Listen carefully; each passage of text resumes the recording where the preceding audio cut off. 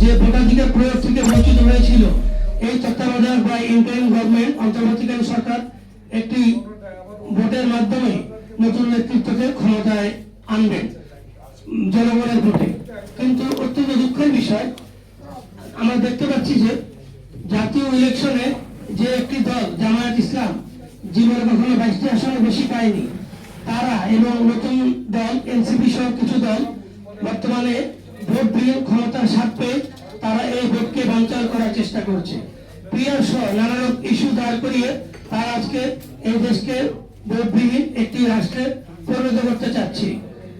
কারণ তারা জানে যে যদি ভোট হয় তারা ক্ষমতা তো দূরে থাক, তারা 25টি আসনে পাবে না, তাই তারা ভোট থেকে চলে থাকতে চাচ্ছে।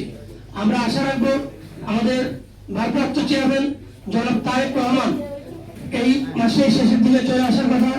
ইনশাআল্লাহ যখন উনি আসবেন সকল ষড়যন্ত্রকে নস্যাৎ করে দিয়ে ঢাকা চেম্বার জাতীয়তাবাদী ফোরাম সহ বিএনপি সকল নেতৃবৃন্দ একটা ঐক্যতান হয়ে এই তাদের ষড়যন্ত্রকে রুখে দিয়ে ভোটের মাধ্যমে সরকার প্রতিষ্ঠা করবে এবং আমরা সেই ঐক্যের সাথে একসাথে আসি। এবার আমার বক্তব্য শেষ করছি। খোদা হাফেজ। বাংলাদেশ।